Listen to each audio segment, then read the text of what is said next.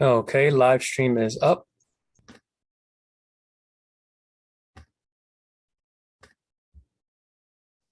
PC recording done.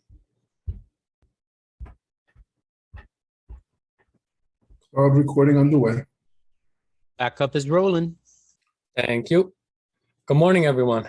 Welcome to today's remote New York City Council hearing of the Committee on Higher Education. At this time, would all panelists please turn on your videos? To minimize disruption, please place electronic devices to vibrate or silent. If you wish to submit testimony, you may do so at testimony@council.nyc.gov. Again, that's testimony@council.nyc.gov. Thank you for your cooperation. Chair Barron, we are ready to begin.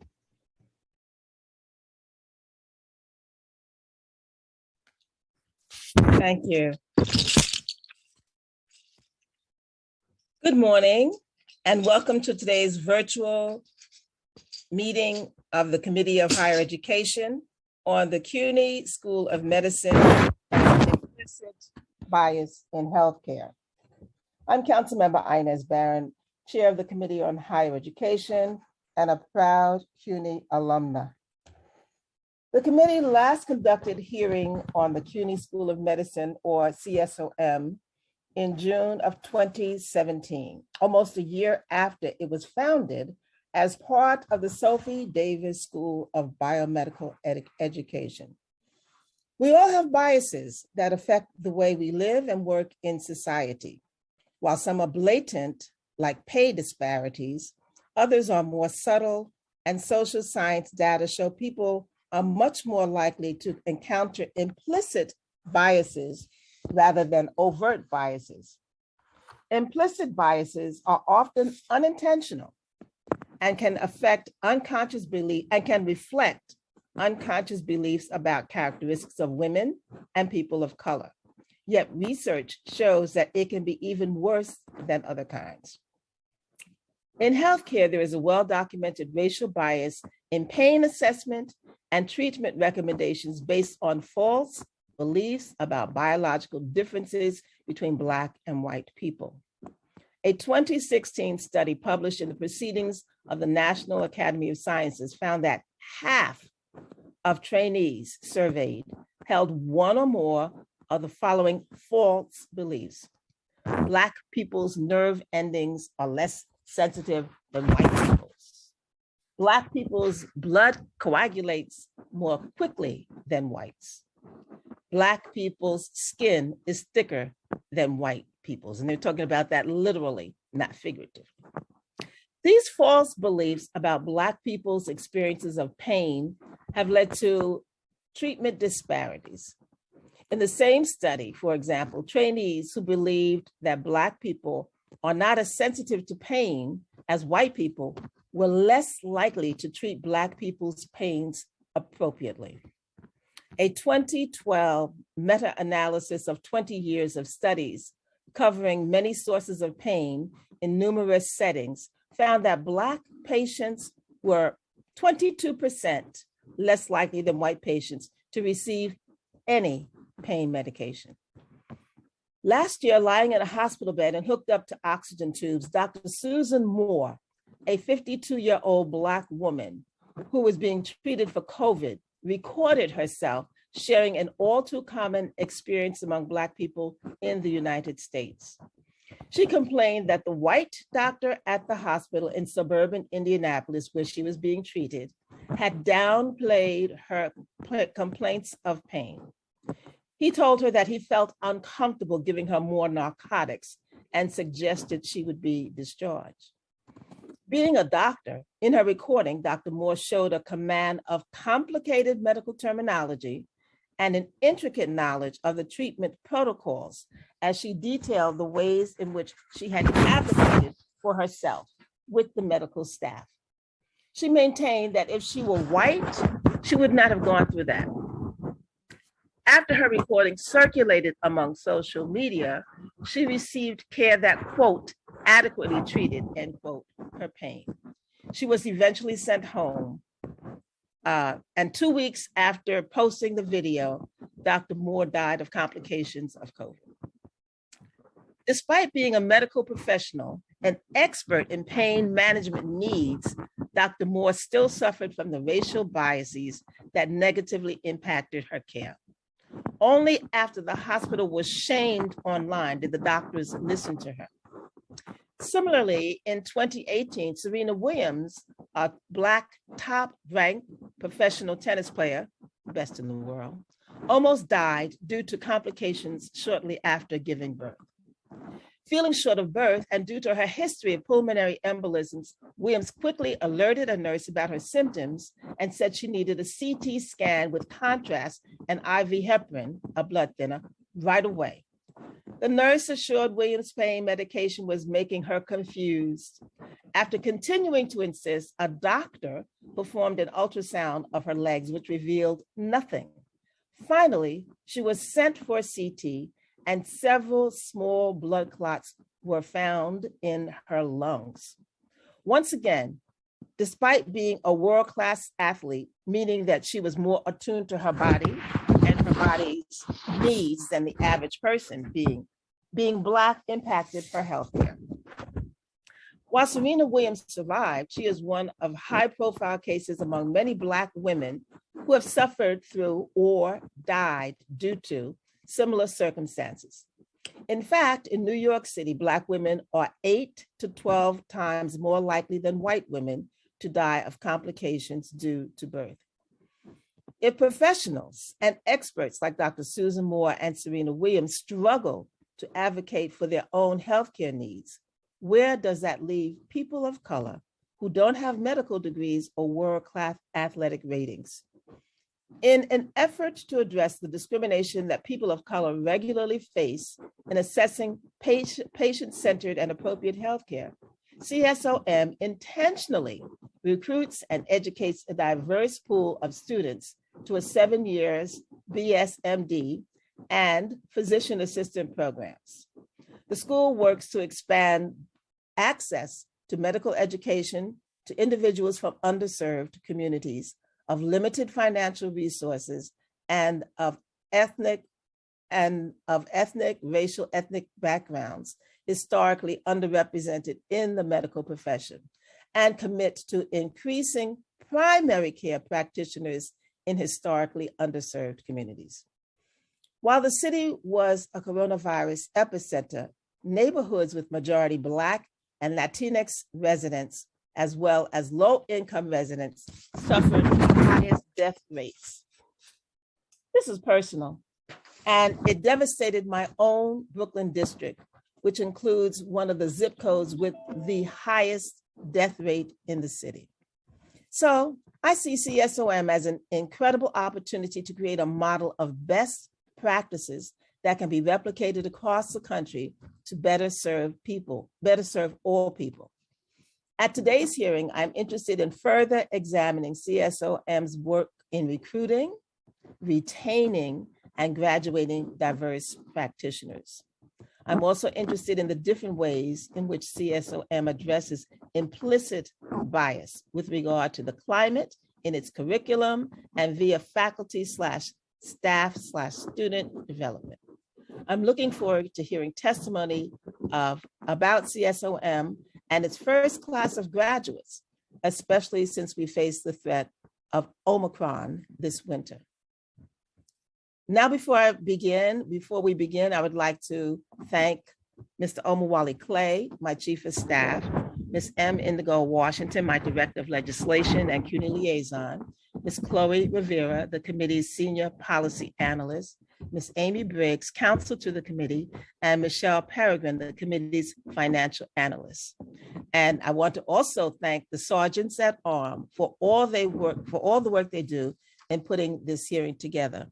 And since this is my last hearing as a council member, serving in the capacity of Chair of the Committee on Higher Education, I want to say that I have been extremely pleased and privileged to have served in this capacity, to have learned so much more about CUNY and about the systems and the programs and the challenges that it faces. And hopefully we've offered some insight as we've looked at the status of what's happening and faced to the realities of what we need to do to make it better. We've had a series of topics covering, I believe, every aspect of CUNY. They've been very productive and fruitful, haven't always resulted in haven't always given us the results that I would like to see. Particularly, I'm thinking about Hunter College High School and the fact that the president there at Hunter College does not want to see an expansion of the ability of the criteria to address how students will enter. But we're working on that, and stay tuned, there's more to come. But I do thank you all for being here. And with that, I will turn it back to our counsel, Amy Briggs. Thank you. Thank you, Chair Barron. My name is Amy Briggs, and I serve as counsel to the Committee on Higher Education at the New York City Council. I will be moderating today's hearing and calling on panelists to testify. Before we begin, please remember that everyone will be on mute until I call on you to testify. After you're called on, you will be unmuted by the host. Note that there will be a few second delay before you are unmuted and we can hear you. For public testimony, I will call up individuals and panels. Please listen for your name, and I will periodically announce the next few panelists. Once I call your name, a member of our staff will unmute you. The Sergeant at Arms will set a clock and give you the go-ahead to begin your testimony. All public testimony will be limited to 3 minutes. After I call your name, please wait for the Sergeant at Arms to announce before you begin. At today's hearing, the first panel will include representatives from the from CUNY, followed by council member questions and then public testimony. In order of speaking, we will have Vincent Boudreau, President of the City College of New York, and Dr. Carmen R. Green, Dean of the Cuny School of Medicine. I will now administer the oath of the administration. When you hear your name, please respond once a member of our staff unmutes you. Do you affirm to tell the truth, the whole truth, and nothing but the truth before these committees, and to respond honestly to council member questions? President Vincent Boudreau.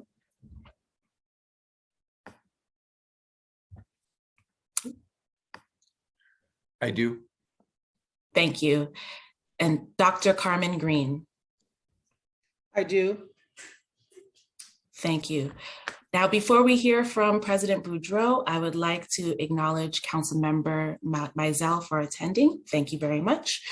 And President Boudreau, you may begin your testimony once a member of staff unmutes you.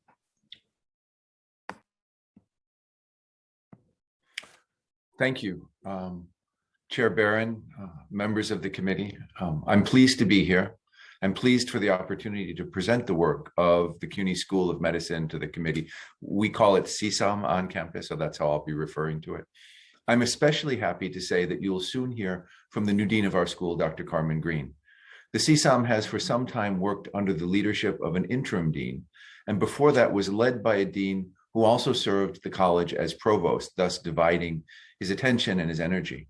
So for this reason, I think of Dr. Green as almost the founding dean of the school, or at least the first dean who's had the attention and the authority to enact a founding vision for the school.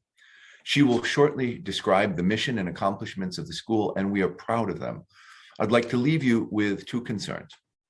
First, historical changes in the funding formula for medical schools have adversely impacted the Cuny School of Medicine. And second, we are eager to expand our clinical placements across the health and hospitals network because we see the Csom as the school best positioned to staff the public hospitals of New York City.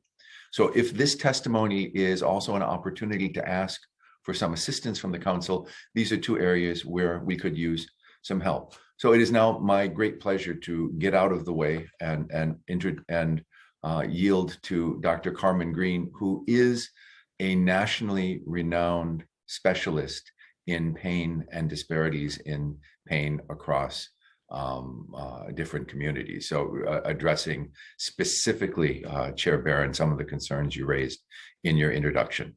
Thank you.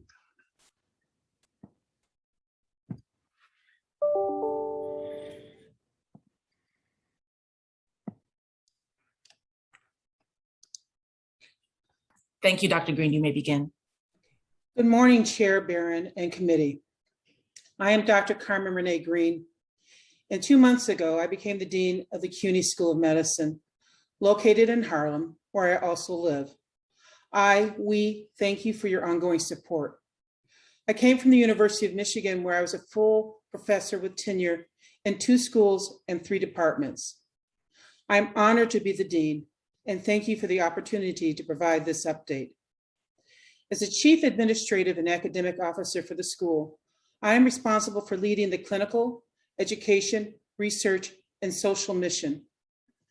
I lead a high-quality, faculty-driven, and student-centered medical education enterprise, facilitate research and scholarship for both students and faculty, oversee operations and infrastructure, and cultivate philanthropy to support outstanding learners who are healers and leaders. The Cuny School of Medicine has both a master's level physician assistant program and an accelerated 7-year BS to MD degree. We have graduated 2 classes of exceptional physicians. Today, I will focus my prepared remarks on the physician preparation. In an increasingly aging and diversifying society where people of color often die before their time, more health professionals are needed. Primary care physicians are desperately needed, especially in underserved areas. Although the number of people applying to medical school has dramatically increased, the traditional pipeline continues to leak, especially for minorities. The number of physicians who are underrepresented minorities in medicine, such as Black, African Americans, Hispanic, Latinx Americans, and Native Americans, continues to lag behind the representation seen within an emerging minority-majority society. At historic lows, the most underrepresented of the underrepresented are Black men, who are less than 3% of physicians. Overall, we have successfully removed barriers to careers in medicine for those who typically are left out and left behind. Cuny School of Medicine students intrinsically understand the social determinants of health, and they deeply care about underserved communities. They bring this knowledge to their patients and the communities they serve, often in communities where they were raised. We select exceptional high school students from each of the 5 boroughs across New York State. The medical college admission test is a significant barrier for underrepresented minorities. Unlike most medical schools, we do not use the medical college admissions test for entry. Instead, we use a holistic admissions process with excellent results. We are an extremely selective medical school with only 7% of applicants granted admission. The Cuny School of Medicine also brings a value to the cost equation, with the lowest tuition of all New York medical schools. I also note most Cuny School of Medicine students are first generation and qualify for financial aid, significant financial aid. In fact, nearly half have an expected family contribution of 0, making them eligible for SNAP, Pell, and other financial assistance. Yet, our students disproportionately go into primary care and serve in physician shortage areas. Unfortunately, 84% of our graduates also carry a large and unequal debt burden at almost $200,000 upon graduation. Our goal is to be both MCAT and debt-free. The Cuny School of Medicine has an authentic and ongoing commitment to diversity and serving the people. My high school Latin teacher taught me, res ipsa loquitur, the number or things speak for themselves. 34% of Cuny School of Medicine faculty are underrepresented minorities themselves.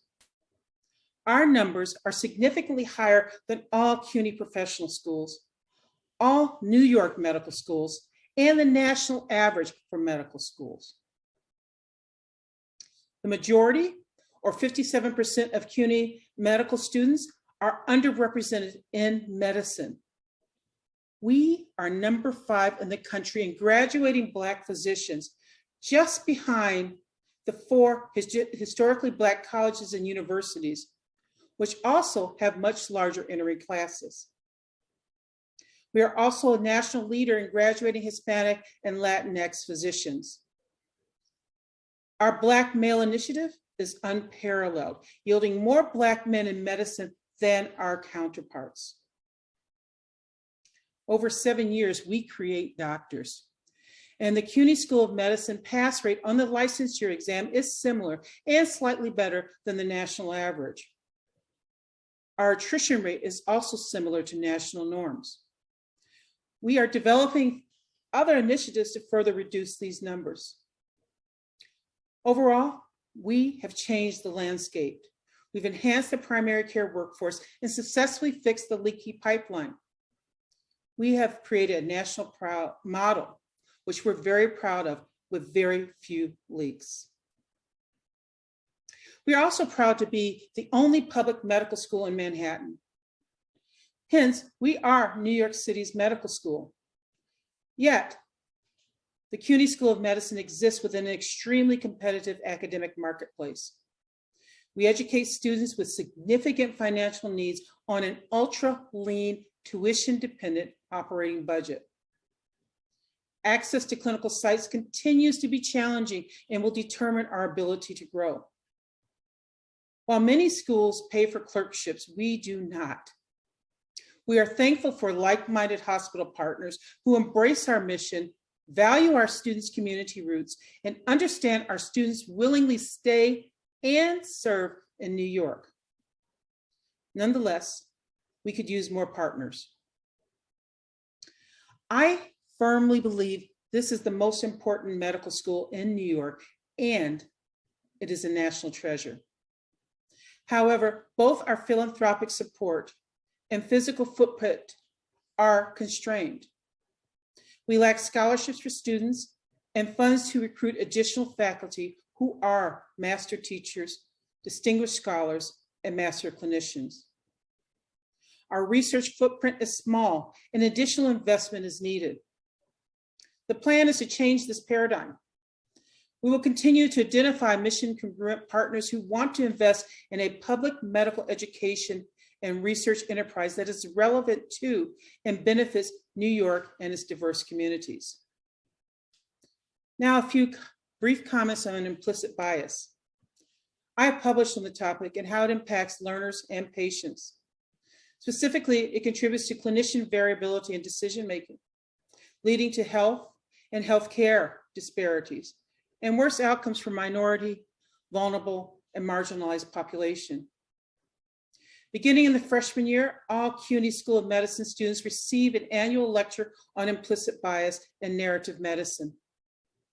We also provide education on microaggressions, bystander training, health and healthcare disparities, cultural competence, as well as the intersection of the social determinants of health, including race, gender, and sexual orientation.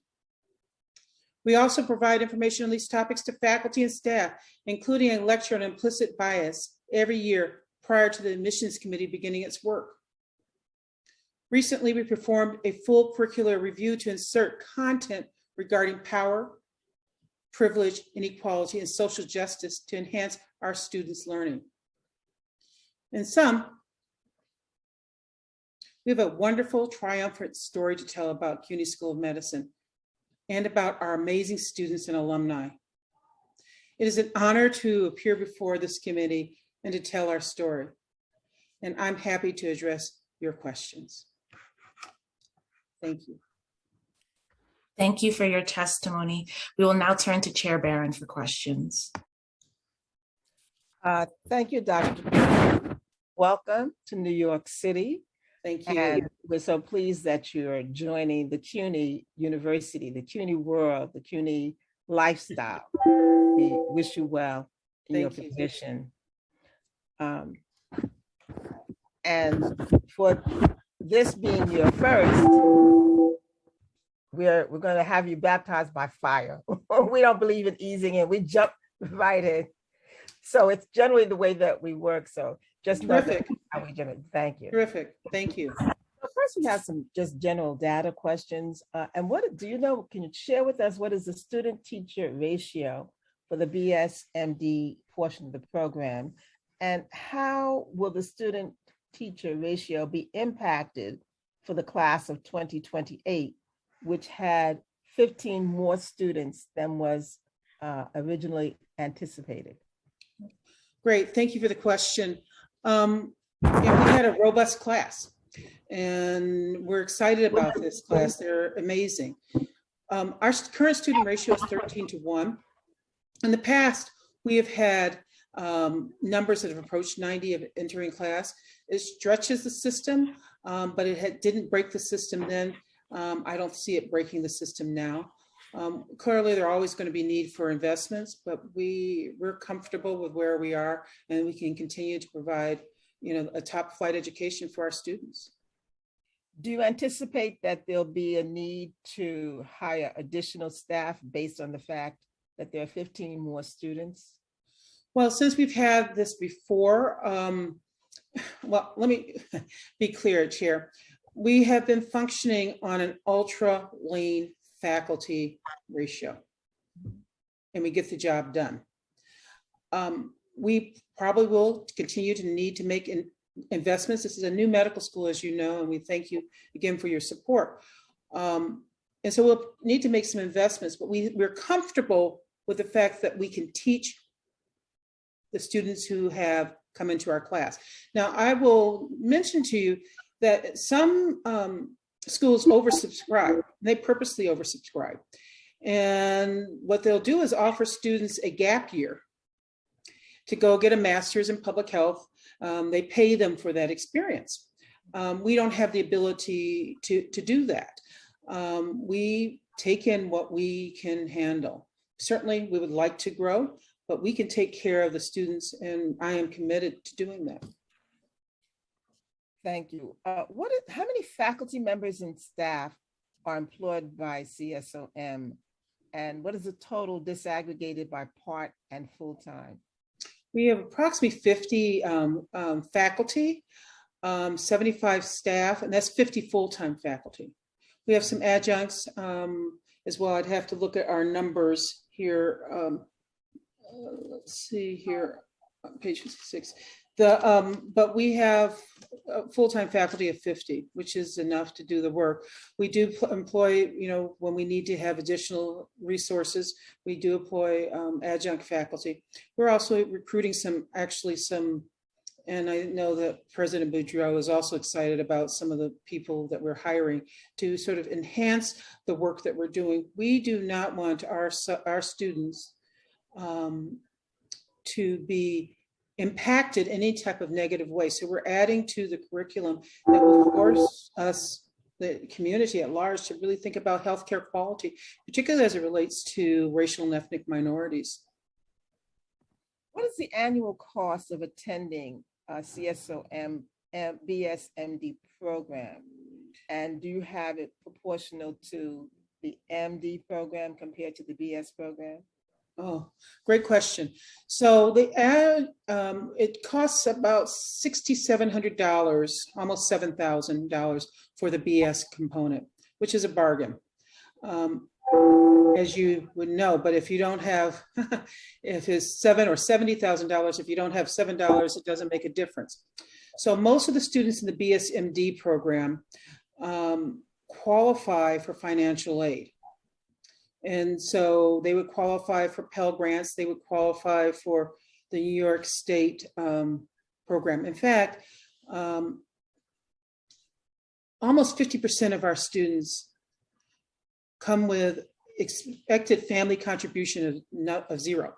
So this makes this the lowest income of the lowest income. So they qualify for SNAP. And then about another 30%, so we're almost up to 90% of students who qualify for financial aid.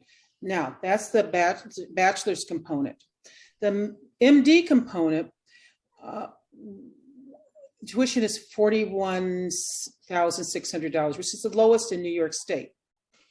With that being said, our students, so the same students who matriculate as bachelor's prepared students now go into the MD program without the MCAT. are no longer eligible for those federal funds.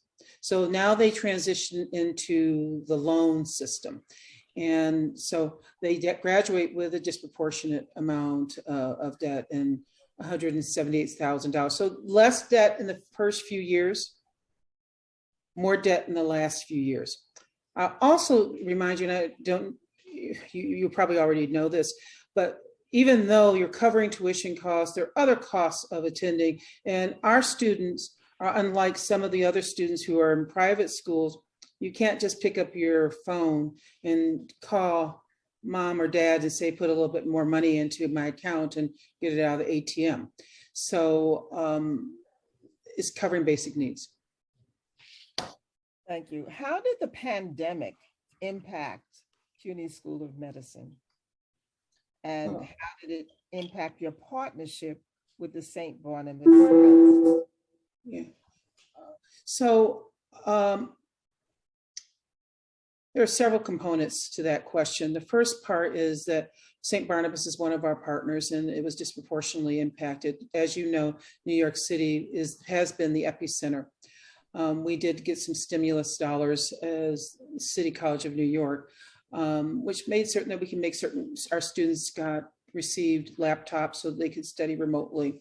Our buildings were closed, which is a problem sometimes when students come from, multi-generational families.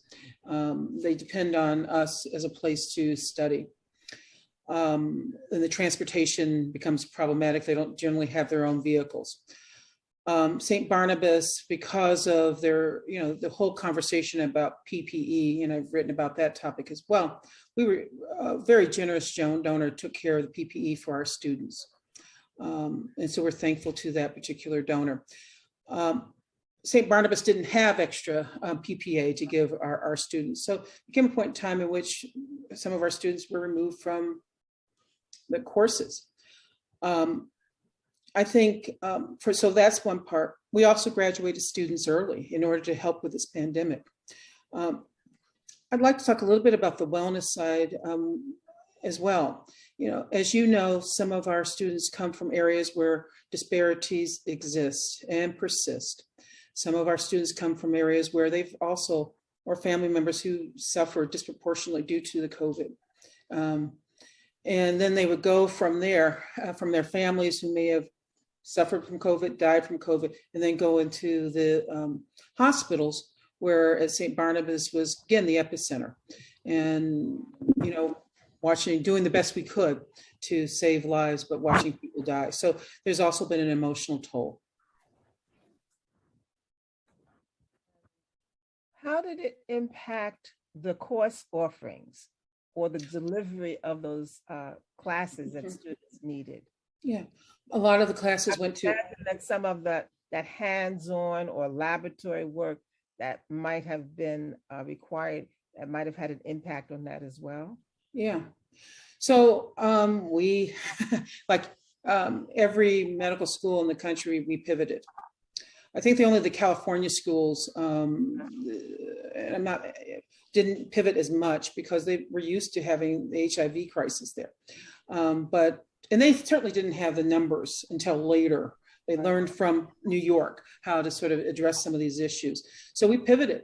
We had to do things on Zoom, and everybody had to learn how to be Zoom friendly. And the students were acclimated much easier than some of the faculty, but we were able to do it. And, again, it shows up in their exams. Our exams, as far as our pass rate on the exams, are similar to the rest of the national average. And if I may, Chair Barron, the Csom on campus, when we started bringing students back in person, Csom was the very first school to bring the lion's share of their classes back in person. So throughout the pandemic, a disproportionate amount of the in-person instruction was for Csom students. Partly the delay was we needed to outfit rooms, study rooms, and rooms for them to accommodate the COVID protocols. But long before science or engineering or the humanities and arts were teaching in person, the medical students were back in the classroom.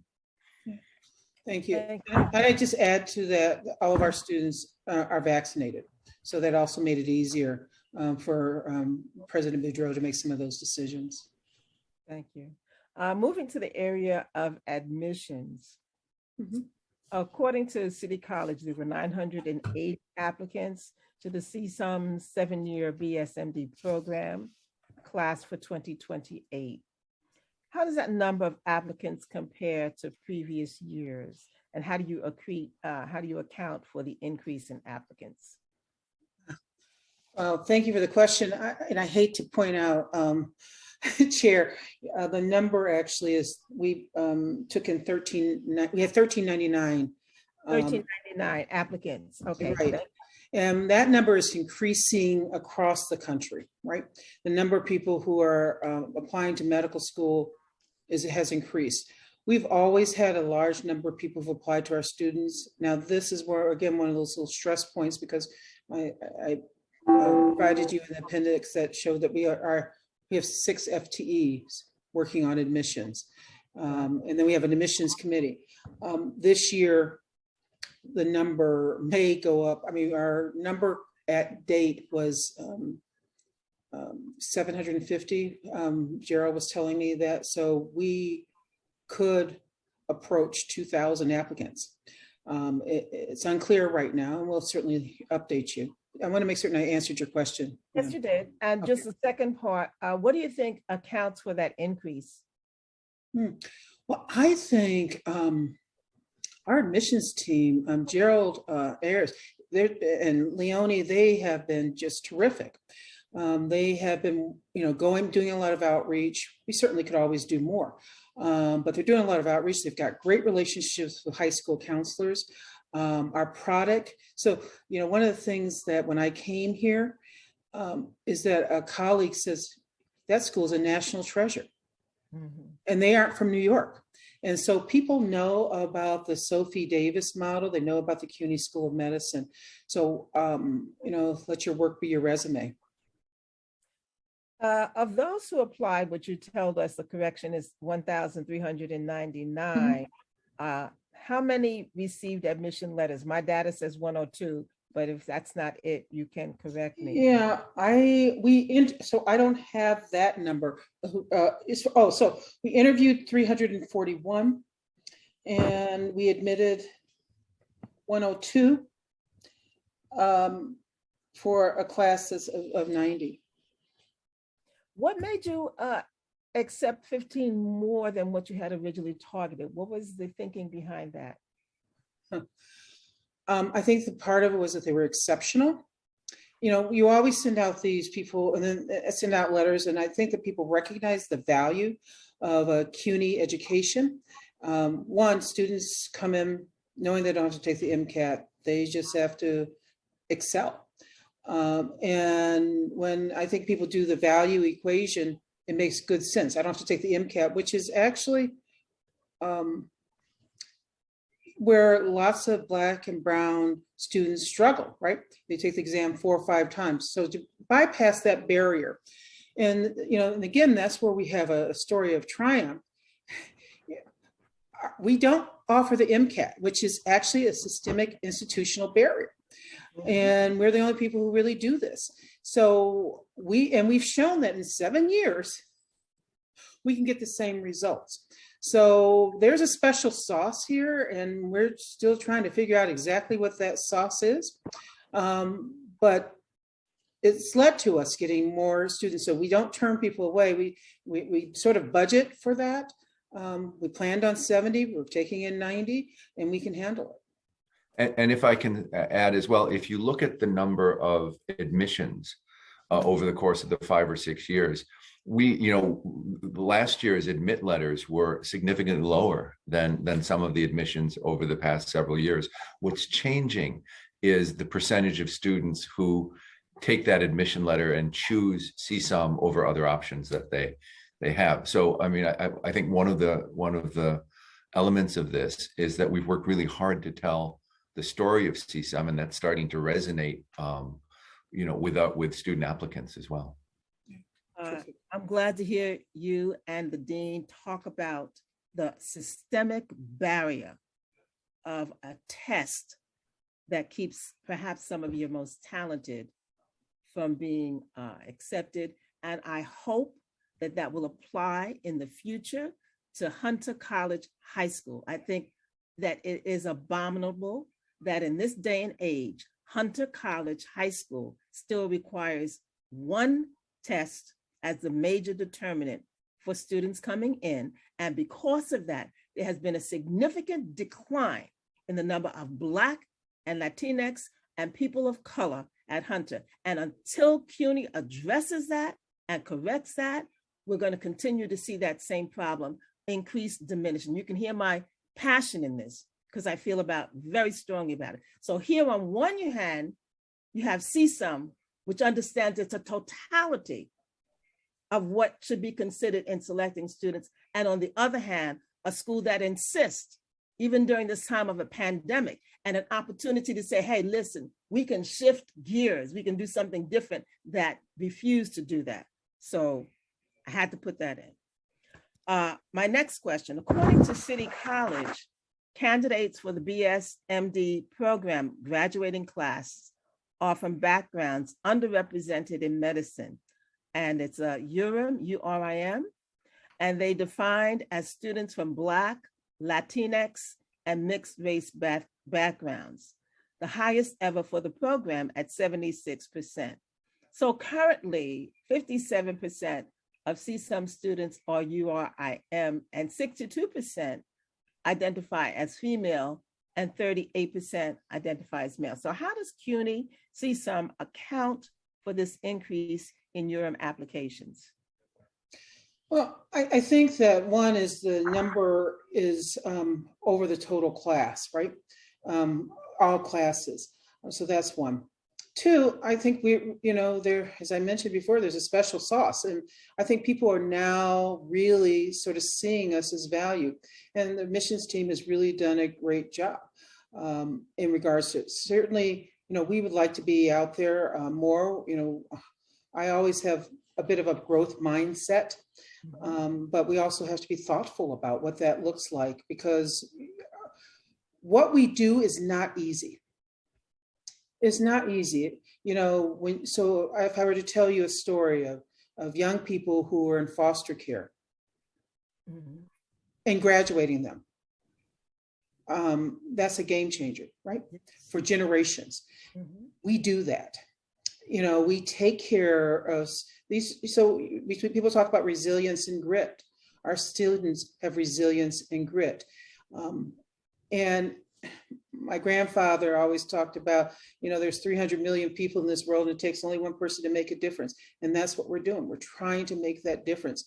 We're also making certain that their resilience doesn't break. And so this is hard work. Yes. Oh, and I will go back to the topic that you just raised about these standardized tests. Yes. We are, as the dean said, we are the least expensive medical school in New York State. However, we're in a city where Columbia, NYU, and Cornell has, a pipeline for free medical education. We are getting in that context, in the context of options at these three schools for free education, every year our applications are going up. And it's because we can't underestimate the extent to which the series of standardized tests pulls out young people with potential. And so the special sauce that the dean was talking about is the ability to identify and cultivate talent that gets screened out in these tests. So there's also, I will say, there is an issue of justice here, where why is it that the most diverse medical school, certainly in New York State, the school that has figured out how to not screen out students of color who are exactly the response we need to some of the health disparities you're talking about, why is it that they are burdened with this kind of tuition burden, while surrounded by schools with very different demographics in their student bodies and very different debt burdens when they graduate? Right. Well, Chair, if I may add one more comment. about this, and thanks, President Boudreaux. I mean, we're taking exceptional students across New York's 5 boroughs, right? We're not cherry picking, right? We are taking students from where they are, saying you have the potential to be a doctor. We're not waiting until they've gotten their head bumped and gotten through the MCAT, and now everybody wants you, right? So I talk about our students as being undervalued with high return on investment. They're high potential students. With that being said, we are 20 blocks from Columbia, right? I'm new here, so it's 20 blocks, right? And, I come from the University of Michigan, which is very much a private looking, public, they call it a public-private. I am very aware, I've sat on admissions committees there and other places. Quite frankly, the students who are being admitted to many of the other majority medical schools are kids like ours they're not first generation, they're second or third generation. Their parents, and disproportionately in medicine, their parents are physicians. That's not the case here. And so again, we have a really special story. But with that being said, for me personally, Carmen Green, it's problematic that my students take the bus 2 hours one way or public transportation to get an education and then have to pay for that, go disproportionately, serve in the community that they came from, New York, and then in physician shortage areas. Whereas other schools, I'm not mad at them, are tuition free, okay? Regardless whether or not they, a student needs to have their tuition waived. And they walk out with no debt, and they go and serve in other places in specialty care. So I think that's a fundamental issue of fairness. Now, with that being said, we need, people of color need neurosurgeons as well, and people who understand those principles. So, but we are disproportionately serving the people, and I'm proud of that. It's an honor to be the dean. Yes, it is. And Cuny is my great love because, as I said in my introduction, I am a Cuny alumna. I did go to Hunter, class of January 1967. And had I not had that opportunity to get an education, I would have had a different path, obviously. But I was able to have that education because Cuny was free.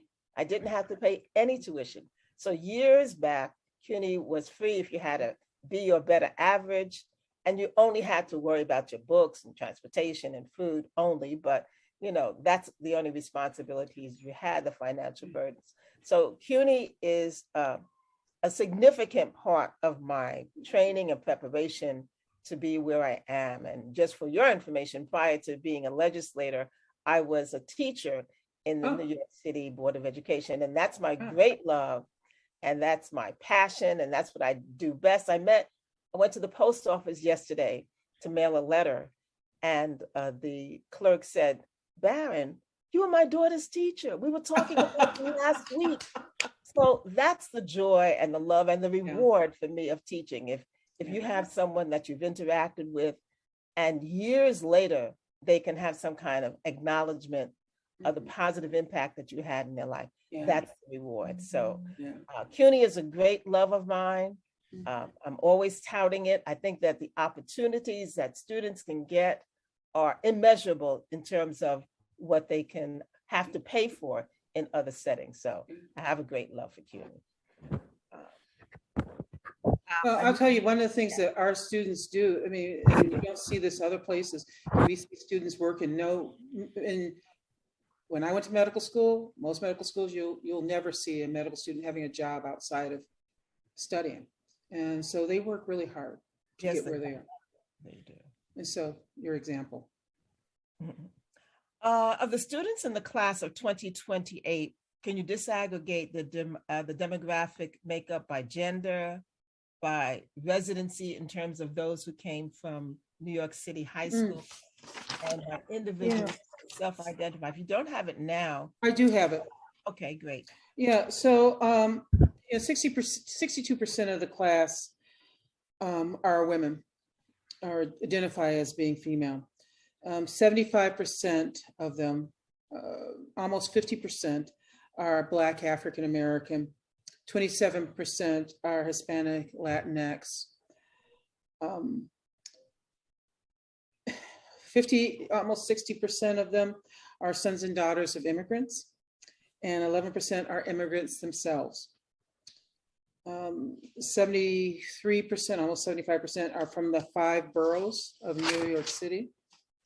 And I know that you'll particularly be interested in Brooklyn. So 16% come from Brooklyn. 26, which is the highest, come from Manhattan. And then we're followed closely by Queens at 20%. Thank you. Then there's another students who are from Long Island, upstate New York, and Westchester. We have about 2%. We've opened to out-of-state students, and 2% of the cohort are out-of-state students. So that's actually pretty impressive, which really speaks to our message getting out there. Thank you. And also, do you have any data on students who self-identify as having any disability? So great question. I don't have that data. If they would have done, they would have claimed that through City College of New York. So we've not had people ask for accommodations. So we make the assumption, which are always a little dangerous, that they're not anyone with disabilities. I've actually came in asking that question, and we'll be specifically looking for that data. And we can follow up with that information. Thank you. Yeah. So not unlike people of color, the LGBTQ plus individuals regularly face barriers at accessing the appropriate and comprehensive healthcare. And moreover, healthcare trainees report few training opportunities and low levels of preparedness to care for LGBTQ patients. How is Csom working to address such gender inequities in its admissions process? Oh, great. We don't ask about sexual orientation. We just don't. We, as I mentioned in my earlier testimony, we, prior to the admissions committee doing its work for their first meeting, we have a lecture on implicit bias, unconscious bias. We also have a robust conflict of interest policy as well. So we don't look at that issue. We don't discriminate against that issue of LGBTQ. We try to create an inclusive and welcoming environment for all. I want to make sure. Am I asking your question? Yes. But additionally, how is it reflected in the training that you give to your students? Yeah, so we have implicit from the very first year that they come in, they have the students are taught about implicit bias.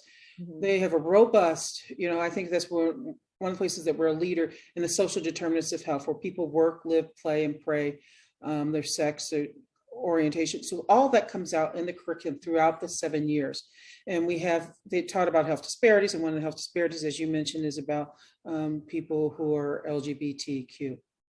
And I should also say that, we call this the Cuny School of Medicine at City College, but explicitly at the undergraduate level, these are City College students, and we think of the medical students as City College students as well. So on the campus, we have a gender resource center. We also have an LGBTQ center that was recently cited by the university as one of the most advanced in the university system. And this does the whole range of support, including now, for instance, the ability to link LGBTQ students to job opportunities and internships where they will be mentored by people from their community. So there are robust resources. It doesn't speak to the curriculum in the Csom, but it does speak to the environment of support that a student can access on our campus. Thank you. And we also have questions also related to the demographics. The ones that I first asked were for the class of 2028, and we'd like to have that same information, race, ethnicity, gender, New York City residency, and any who might identify as having a disability for particularly the entire program of Bsmd, as well as for the physician's assistant program. So, And you know, we can talk you through it, but that's also in the appendices that Dean Green submitted. Okay. As part of her testimony. okay, so There's really robust data there if you have a chance to go through. I will, I certainly will. How many students are currently in each cohort of the 7 years Bsmd program? It ranges from, the 75 to the 90. Some students, I'm looking for that number here, but it goes up and down. Some students will delay, some people take a gap year. Some people, so one of the things that we're working on, Chair, is, how do we normalize so recognize we're taking in 17 and 18-year-old students. Yes. Thank you very much.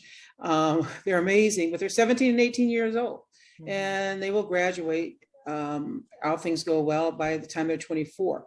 They go through lots of developmental stages and developmental changes during that period of time. And so we also want to normalize the conversation about, in most places, it takes 4 years to get your bachelor's degree, Right. or 5 years, taking the victory lap.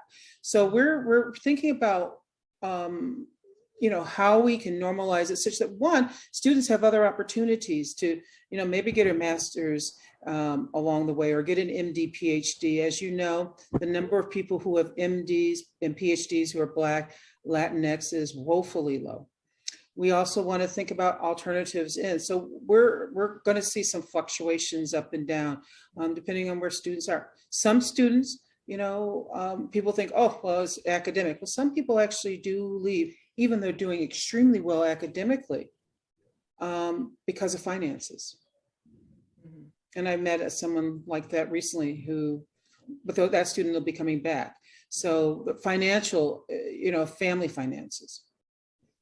What supports academic or otherwise are students in your programs, Bsmd, as well as physician's assistant?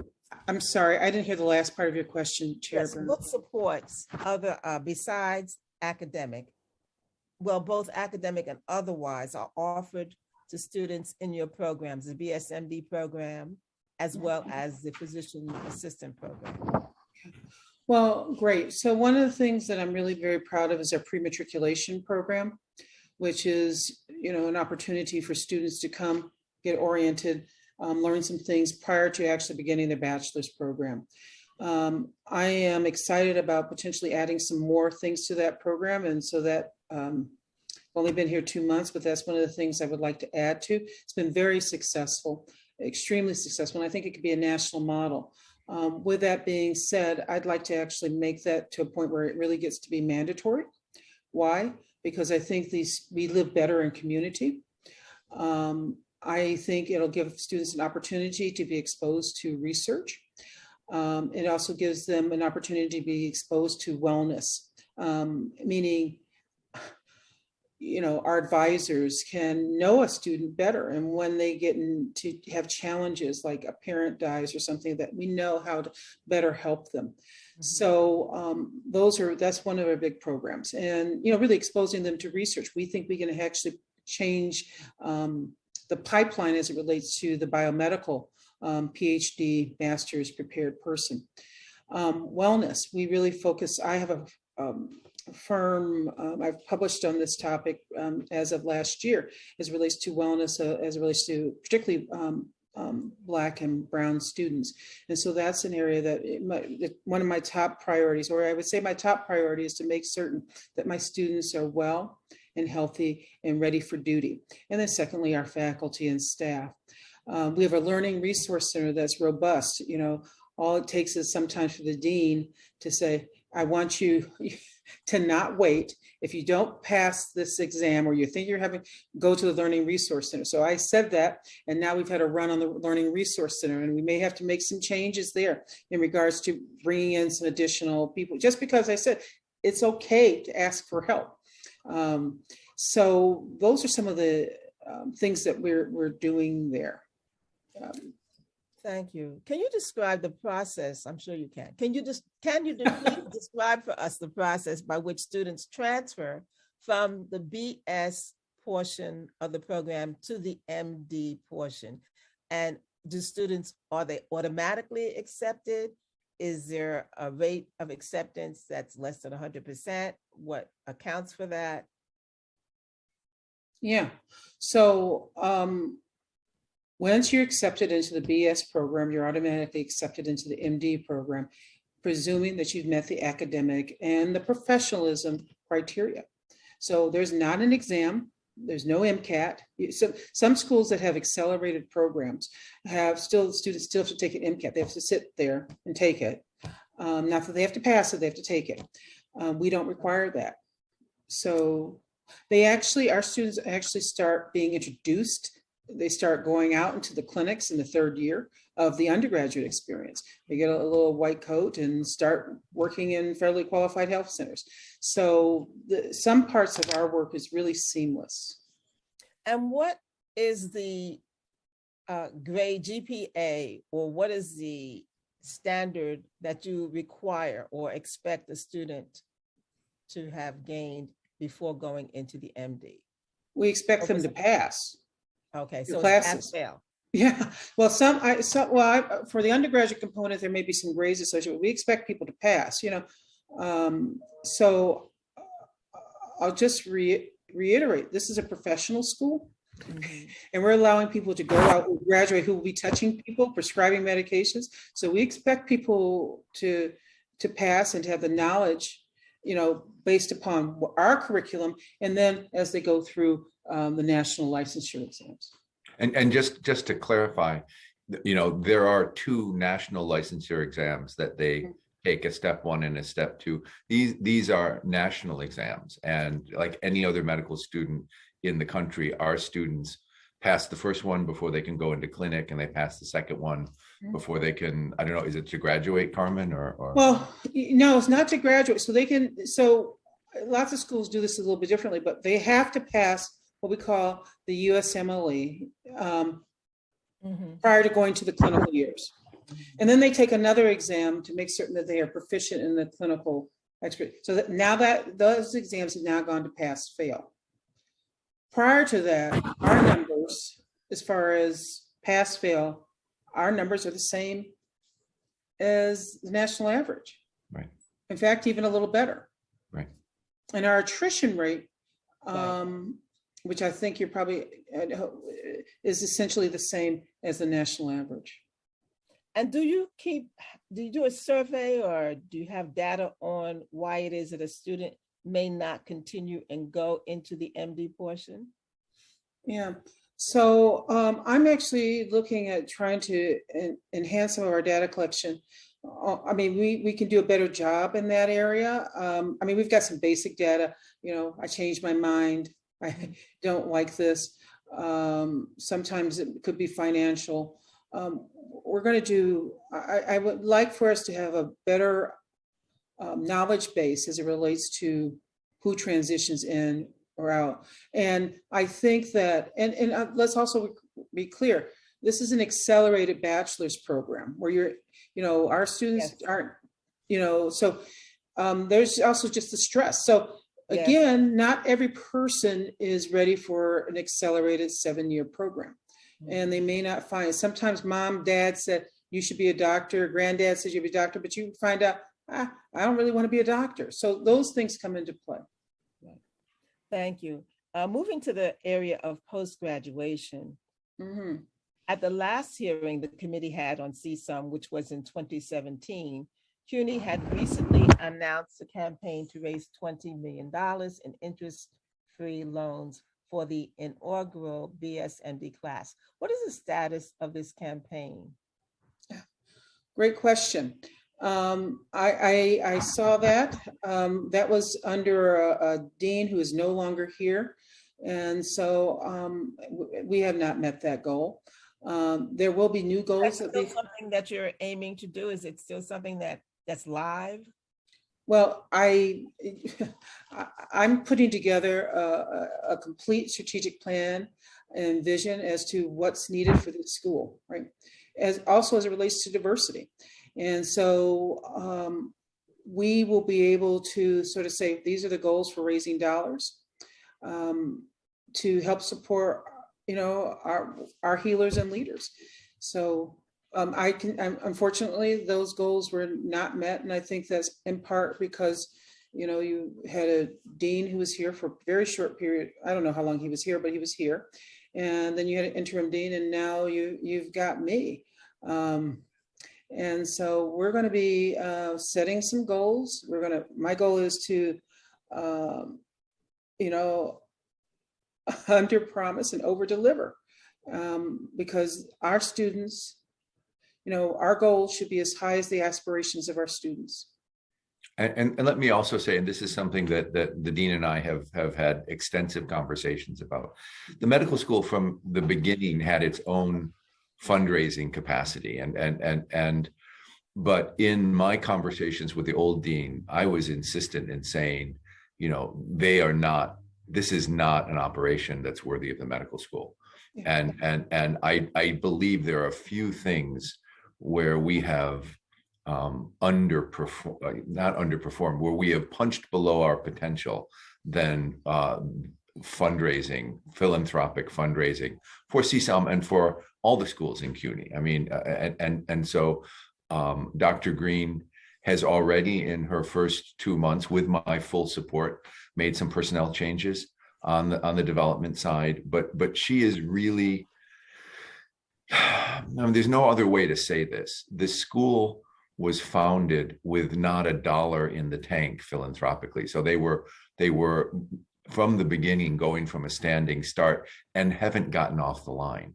So I imagine a huge part of the work that we will be doing in collaboration, and I'll say it's already started, is to get the kind of philanthropic operation that is worthy of this school's potential going. And I think we've got a great fundraiser in the person of the new dean. Thank you, President Boudreau. And I would also just say, Chair, we need to invest in these students who will be investing their careers and their lives to this community. And that's my goal. So, there's some infrastructure things that I'm addressing, but making certain my students are healthy and well, but then my next big priority is philanthropy. And I think it really does come about by telling the story. And we're not asking people to give us money, we're asking people to invest in us. So. Thank you. But I would, if you could please summarize how much money, and perhaps the president would be able to give that to us. How much money was raised of that 20 million? Were students given any loans from that amount? And what were the criteria? Could they use it in any way that they wanted? And just to let us know financially what happened with that sum of money, we would appreciate. Yeah, no, very, very little had been raised. I think $1 million is a recent gift. The other source of scholarship money that the students have, you may remember, Chair, that there is something that we call the commitment fund. Yes. And so that, the CUNY Board of Trustees several years ago allowed us to use that for scholarships. That money, when they made that decision, we had about $7 million in commitment funds. And so students were getting up to $20,000 scholarship grants, and it was need-based. But as the dean said, fully 50% of our students have, no family contribution. So the need is robust and extensive. I will say that we have had a number of people under Dr. Green's tenure in the last 2 months reach out with a real interest in investing in the students. And so we're hopeful to move forward, but there has been virtually nothing raised against that goal. Mm-hmm. So next year, when you ask us to come back, hopefully we'll have some good news for you. Thank you. Unfortunately, I won't be in this position because my term is ending in December, and it's the end of what we restricted to 2 terms. So this is the end of my 2nd term, but hopefully there'll be a person coming behind me, that's all political, who gets those chairs. But hopefully it'll be someone who's been there before as a chair and who knows and has a background in Cuny and will be able to follow up in that regard. But I'll say we'll still be pleased to engage you on anything you're curious about. Okay, wherever you are, whenever you want. Thank you. I appreciate that. Thank you. We'll send you a Zoom link if needed. Okay, thank you. I'll do that. Moving to the area of diversity and inclusion. According to the Dean's Initiative, which was last updated October 16, 2018, on City College's website, Csom has undertaken a proactive approach to ensure that it, quote, has an environment that celebrates diversity and is inclusive and welcoming. This includes the regular administration of a culture and climate survey with a committee to review, track, and report results with implementable recommendations for improvement. How many such surveys as that have been administered, and what's the return rate, and what recommendations for improvement have come out of these surveys since they have been implemented? Well, another great question. So again, that dean came and is gone. There was a survey that was administered. My understanding, it was very low response rate, so it makes this validity problematic. There are a number of initiatives that have things that have occurred in response to, as you know, I don't need to educate you on the racial profiling of Black and Brown people, the premature deaths of Black and Brown people. There have been vigils, there's been protests. Our students are really very engaged and interested in the social determinants of health. They, unlike, I would say medicine has lacked advocacy, right? As it relates to the whole conversation of racism as a virus. Our students don't lack that conversation. And so we embrace that. With that being said, all this diversity initiative needs to be reworked and redone for a new generation. I will tell you, and you may not have know this, is that at Michigan, at the University of Michigan, I was the inaugural Associate Vice President and Associate Dean for Health, Equity, and Inclusion. And so within that, I was also the Chief Diversity Officer. So we will put together something that is extremely robust. We did go through a process of hiring an assistant dean who was just stolen away by another institution. Actually, her family is there, so it's not really a steal, but we're still sad about it. But we're now we have Dr. Sandy Santong in that role as assistant dean for diversity.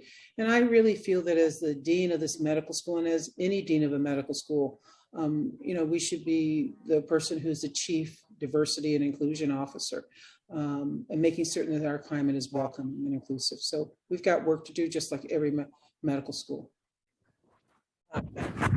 Here a list of questions that actually, as I'm looking at them, do relate to the Dean's Initiative, and as we've indicated, that person is no longer there.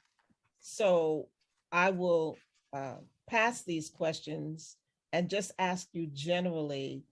You did mention that you have a strategic plan, or that you're forming a strategic plan for the school.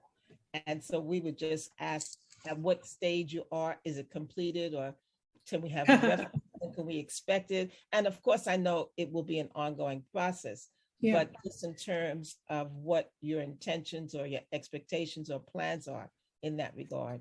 Yeah, so great question. So I would say that I wouldn't have come here if I weren't excited.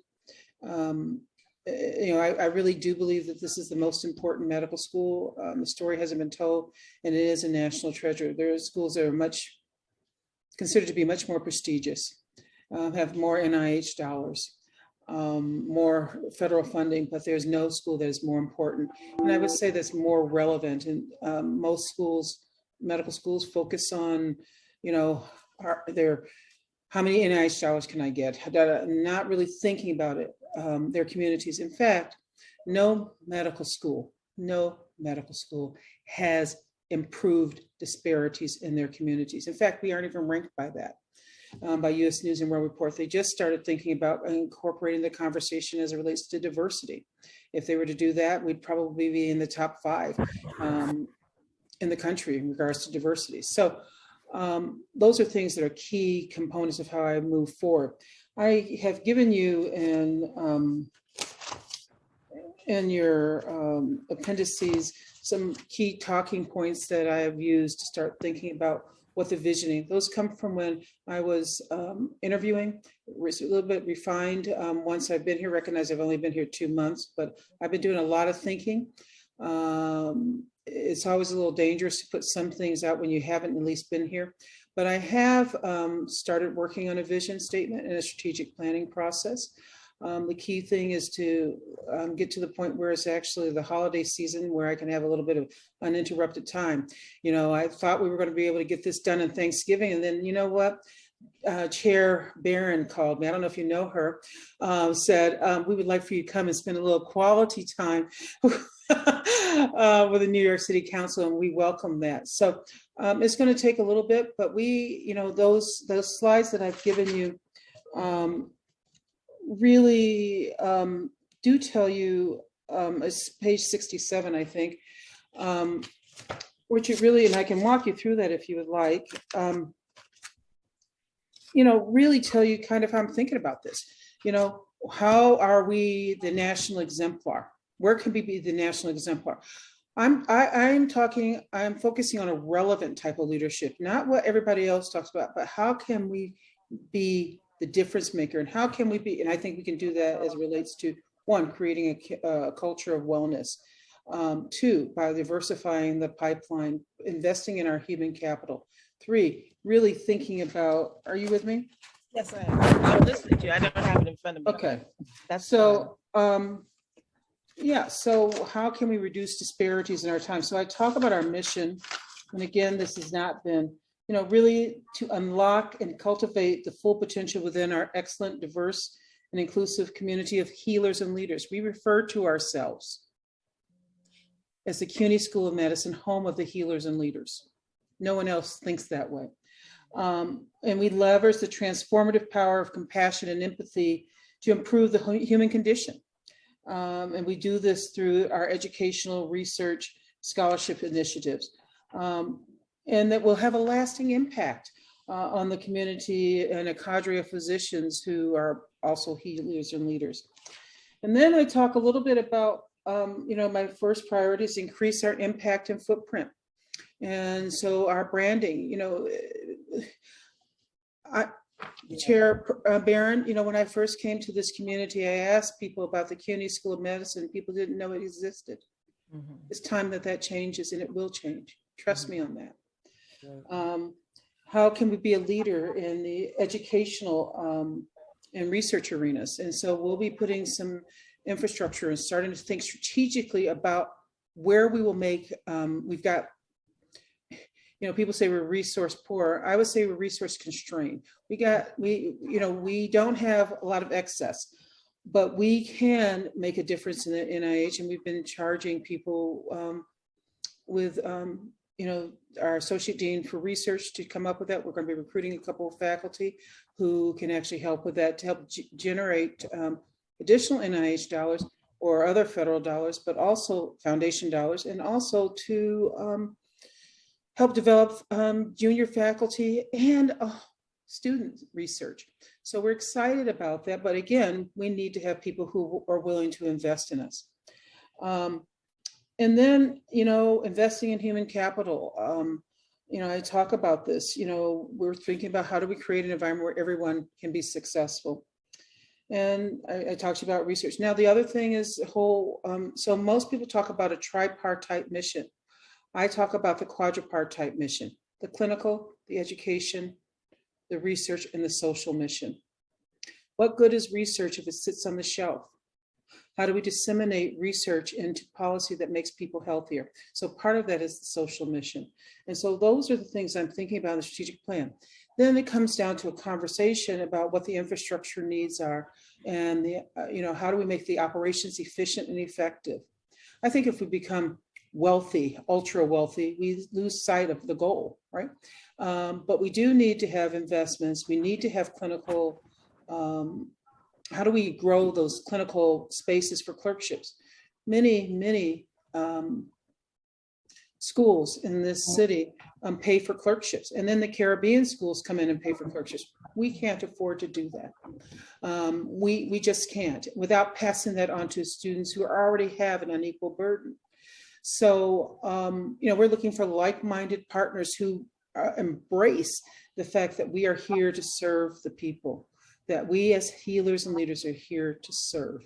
And so embrace that, recognizing that our students will stay in this community, will stay in New York, and they'll disproportionately serve in health physician shortage areas. They're disproportionately going to primary care, and not by a little bit in comparison to the other New York schools. So the vision will reflect that, and it'll reflect the resources we need to get there, and we will become a national exemplar. The question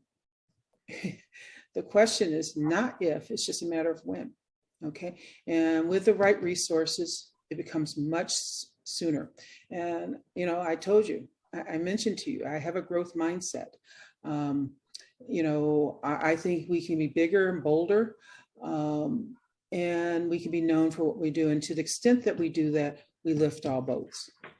We want, Chair, we want you, you're a proud Cuny alum. That shows, that really shows, and it gives me goosebumps. With that being said, this is your medical school. This is our medical school. This is New York City's medical school. And so we want everyone to be proud of that. And that's my job. Thank you.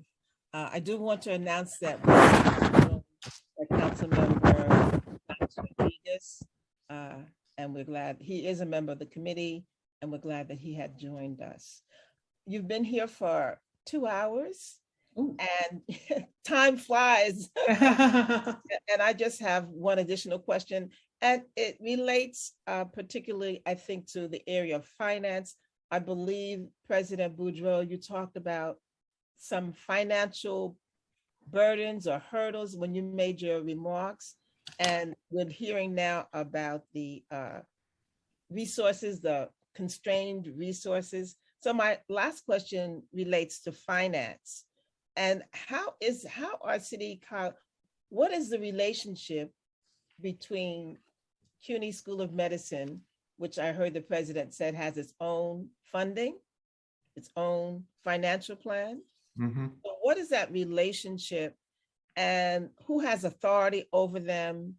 And given the pandemic and all of the needs that it has exposed, particularly as it relates to doctors and nurses shortages, how are we protecting the integrity of the funding, essentially meant to increase the number of professional healthcare? And that's my final question. Okay, and I want to say, if my laptop dies, I've got my phone all set to tap in. I'm in that 3-4% range. So a couple of things. A requirement for accreditation is the dean of a medical school must have control over her budget, and so we have ensured that. There's really no way to sugarcoat this. The medical school today is essentially a tuition-driven institution. The annual contribution of the state to our medical school, I can get the exact number, but it's somewhere around $3 or $4 million, as opposed to the 12 point something million dollars that come in tuition. When the other medical schools in the public university system of the state of New York were founded, and they were founded decades before the Csom was founded, there was something called the capitation program. And what that meant was dollar for dollar tuition was matched by the state. So if we had a $12 million revenue from student tuition, there would be $12 million from the state.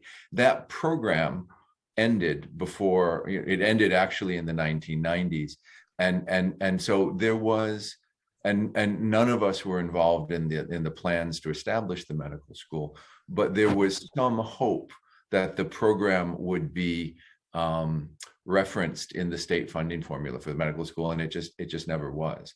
So we are committed to trying to use philanthropic resources to take the financial burden off our students. The dean has said any number of times that she is running a lean operation, and she is. We'd like it to be less lean and have a little bit more resources to invest in some of the initiatives that she has. But it really was a change in state funding for medical education that's put us on really different footing than the rest of us. But I will say, you said at the start of this, well,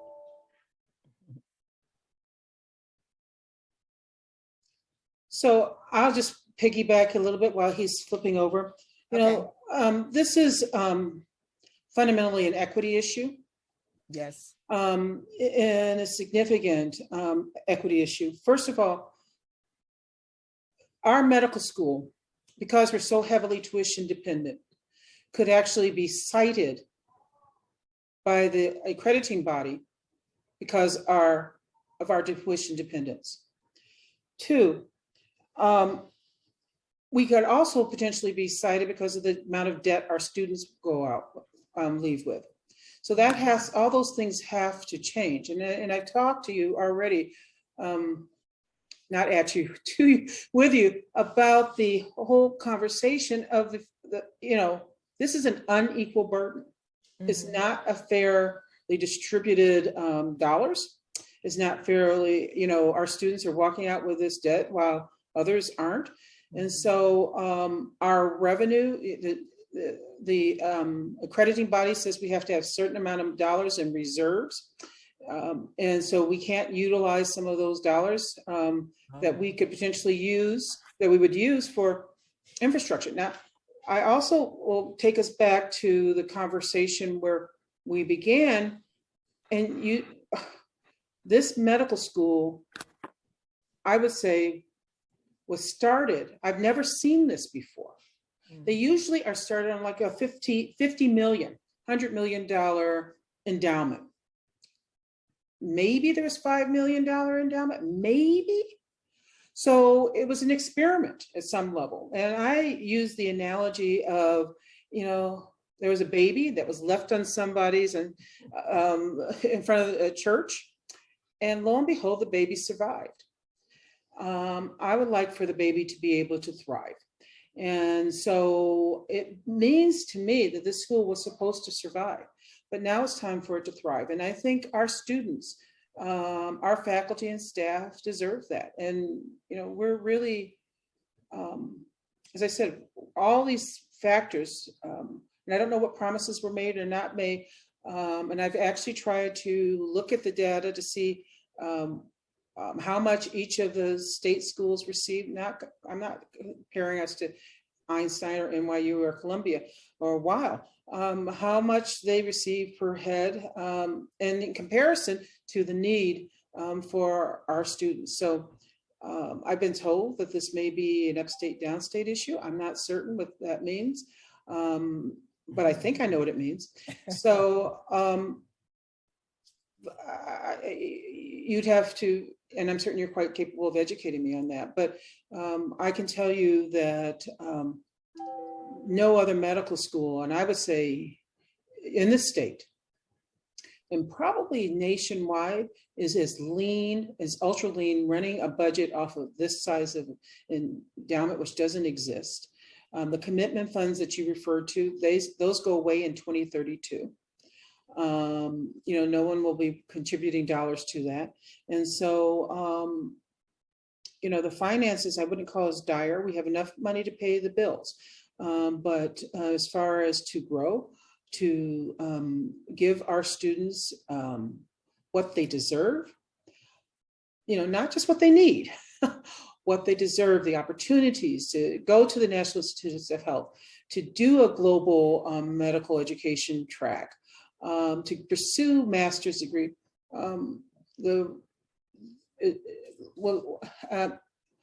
Let the data speak for itself. Thank you so much. I'm going to turn it now back to our council, Council Amy Briggs, and after that, if I'll return with my closing remarks. Thank you. Thank you, Chair Barron. We have now heard from everyone that has signed up to testify, so we appreciate everyone's time and presence. I would like to note that written testimony, which will be reviewed in full by committee staff, may be submitted to the record up to 72 hours after the closing of this hearing by emailing it to testimony@council.nyc.gov. Chair Barron, we unfortunately don't have any other public witnesses registered. So if you would like to make your closing remarks now. I believe Yes, thank you so much. I first of all want to thank the panel for coming. And I want to say that I'm going to continue to be supportive of CUNY programs and advocate for all of them.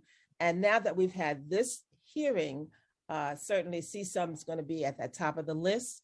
And I would invite you to reach out to the new council that's coming in, particularly the BLAC, which is the Black, Latino, and Asian Caucus, because usually during February, March, April, we are asked to submit, actually January and February and March, we're asked to submit our priorities to the state for areas that we think should be funded. And I certainly want to encourage you to appeal, perhaps make a brief presentation to the Black, Latino, and Asian Caucus and ask them to list you as one of the issues that they would like to see the state increase your funding.